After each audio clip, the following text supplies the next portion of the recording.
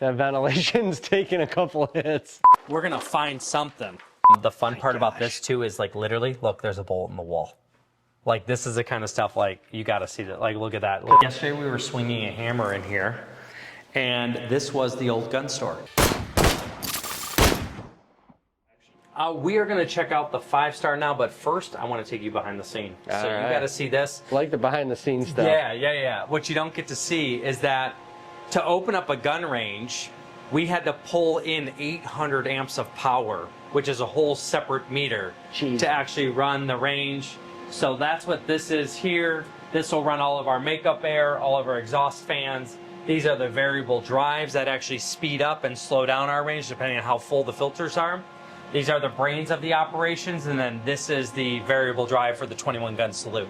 This is the 21 gun salute, this is the 5-star. So this only manages 5 lanes, this manages 21 lanes. At 800 amps had to get strung off the road and put in a whole box to actually run the range.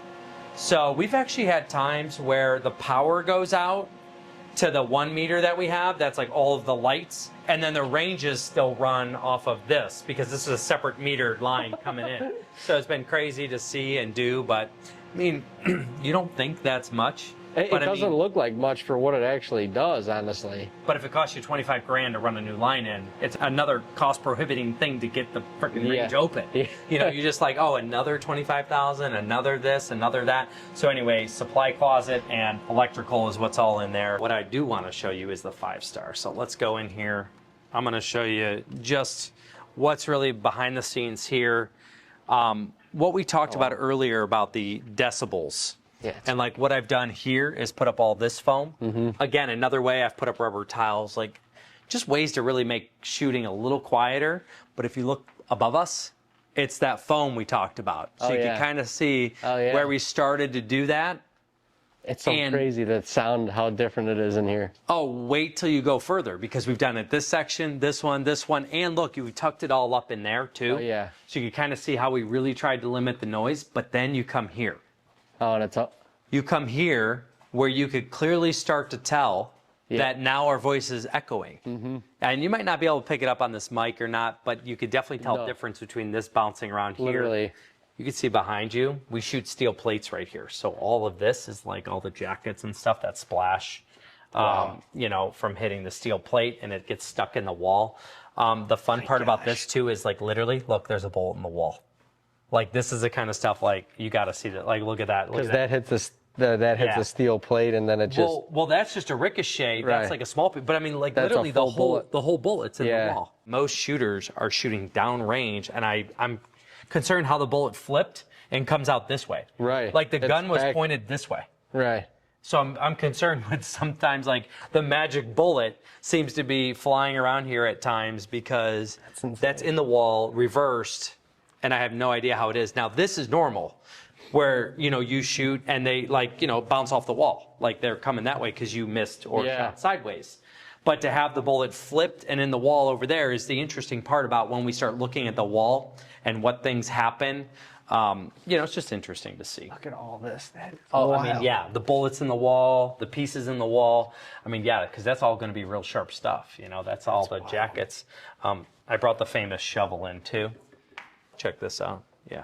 Because people always like when we dig into rubber. So just since we're back here, we're actually about to get the range cleaned. And I know it doesn't look like much in here, but we're going to find something. We're going to find something, and it's going to be soon. Do you replace all this like this rubber doesn't all get replaced, does it? No. No. We'll the small pieces, like the fines we call them, we'll we'll get rid of those. Okay. But all these larger chunks will go right back. They've got years of more time on them. Yeah, millions of rounds. I'm really just trying to get to this, but it keeps falling. So this is the fun part. And this is what people usually like to see, that we could actually pull out full bullets back there. So they've hit the rubber, they've bounced around, like you can see lots of full bullets. Can I grab one? Sure. We'll just note for the video, we will wash our hands afterwards and not eat a sandwich directly after, you know, because people are always concerned about lead, which Fair assessment. Yeah, fair assessment. But you could see that, I mean, we are about to have this cleaned out. And look at that. Oh, yeah, yeah. So you can see the full bullets. That's crazy. I mean, like literally the rubber protects all of this. And when we clean the range in a few weeks, actually later this month, we will have just bullets flying up the conveyor belt. And you'll literally see, like, we can almost reload these. And all this stuff here, you can see what all that is. And this is just, you know, this is just one little piece of this range. Yeah. There are layers. Most bullets don't go more than 18 inches, so like maybe past here there isn't a whole bunch, but you could see like there's just so much stuff and so many bullets. You'll see, oh, like that, like check out that, there's a red bullet. I have no idea. You know, it looks like a piece of crayon. It does. But so many different things. I've dug into this a few feet, and sometimes you get some of the fines in there too, some of the smaller pieces of rubber and things, but this is always interesting to see what goes down range. Yeah, that's wild. Yeah, as it kind of like the show Gold Rush. Yeah. You ever watch where they're like sifting through it and they're like, oh, we found the gold. Well, I mean, I guess lead is a form of a precious metal because that cleaned up and recycled, you know, you could get 50, 60 cents a pound. When we extract 30,000 pounds, we're going to get some good money out of it. Sure. But I always tell people it cost me about $25,000 to clean the range. Not just this one, but the other one too. So what are you doing? You take all this rubber and you literally like sift it like gold. Yeah, you ever hear of a dingo? Yeah. Like the little thing with a bucket on it? Yeah. It's like a mini skidster. You'll bring it in here. You'll take all this rubber down and put it off to the side. Then you put the processing machine in and you dump it in, and then it will cycle that. It will drop the fines. It'll shake all the small pieces of rubber off. Yeah. Then it'll shoot the rubber back, and it'll put the lead towards a conveyor belt that goes into a bucket. That's crazy. So like all these full bullets will just be going one way in a conveyor. All those fines that we got to get rid of will be dropped, and then all the rubber gets shot back up, and then you put some fire retardant on it, and you're done. That's wild. That's a process. How many pounds of rubber you think are here? Couple thousand? 35,000 pounds. 35,000? 35,000 pounds of rubber. How far back does it just go to this, like that back wall right there? Yeah, not only is this about 20 feet deep, but it's also 3 feet thick. So you wouldn't know that, but it's 36 inches roughly thick. And I mean, there's a lot of rubber here. I mean, imagine 50-pound bags being moved, and you got to move, what is that, 6,000 bags. That's insane. So. That is insane. Yeah, or maybe my math is wrong. Is that 600 or 6,000? I don't know. I wasn't a math teacher, but I thought I know numbers. It's just I'm distracted from this. It sounds like a lot. It's a lot of bags, though. Think about that. 50-pound bags being carried up there, dumped, and then you got to, there's like a shelf system up there. So if you dump them high, then they start to fall, but then you have to shovel this back. You never really want the rubber past the red line because that's what the trap is like certified to be. You follow this red line, you follow that line up. Actually, the red line's on that wall. You'll kind of see it up there. And that's what keeps it like knowing that the bullets don't leave the trap. You know? Gotcha. Yeah. But you could at least get this. You see the dirt, you see the dust, you see the bullets, you see the casings, you see everything. Yeah. And that's what we'll clean out with the next range cleaning. So with that said, I also have to have you look up because people even shoot the ventilation. I was just looking at that. I'm like, Yeah. that ventilation's taking a couple of hits. Yeah, and that's been replaced. So somehow, some way, these still get shot, even though they're really not supposed to. But like, say the police department that comes here and they shoot right from this line, maybe they have a shot that just got away from them, goes up high or whatnot, or we have a move and shoot class, so they shoot further down.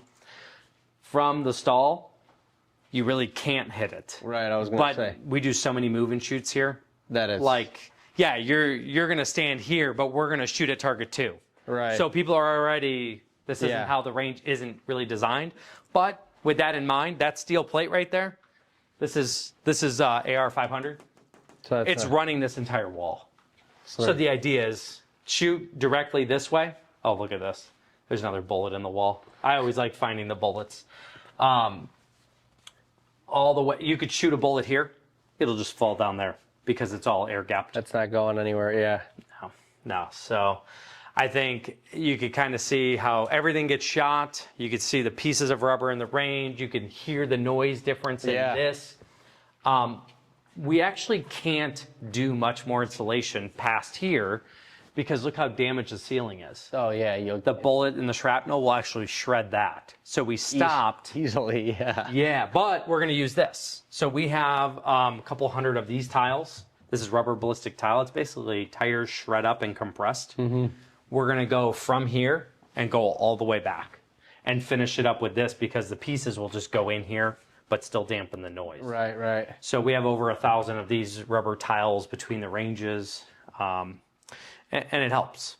That definitely, that definitely helps. Break the noise, protect the walls, all those things. So, and the design looks good too. Yeah, something different. Yeah, for Your sure. typical wall will, in a range, will just be cinder block walls, and that's where all that reverb comes in, and all that, all that stuff where it's just bouncing, it's uncomfortable, it's extra loud, not necessarily here. And you could see even the decibels drop just since we've, right the here. voice isn't carrying. Significantly. We have all this here, we have all this up there, we have here, you have the wall, so it's just different.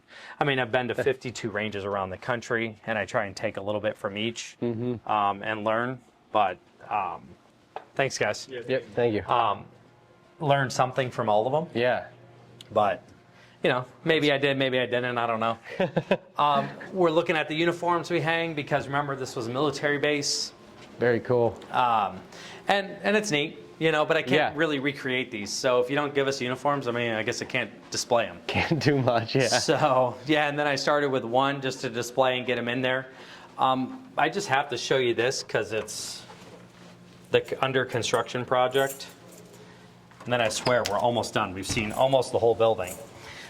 It's a little dirty and dusty, but yesterday we were swinging a hammer in here, and this was the old gun store. So this is what got us started, and we just took the ceiling out, and you could kind of see we're wide open and ready to put up the lights and build this into a cafe. Yeah. It's going to have a takeout window or pick up, whichever way we look at it, and then this wall will be opened up to actually allow people to walk down the hall and grab a cup of coffee or a snack from us.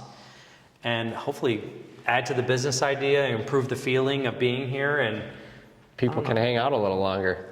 That's what I'm thinking. Shoot a little bit, get some lunch, shoot a little bit more, and we talked a little earlier about the drinks and how people want pop or energy drink or whatnot. So I think we've seen the need. We're just going to fill it with food and other drinks. Oh, for sure. Yeah, smoothies, shakes, teas. Place to sit and hang out in here. Yeah. So we're thinking this, and again, we're trying to open this by late April. We'll see this transform and really come together. Yeah, that'll be really cool. It'll be another. And a good idea, just a good addition to the place. That's what I'm thinking. I know it looks kind of ugly right now, but I'd come hang out. Yeah, I think this is, it's just construction. Yeah.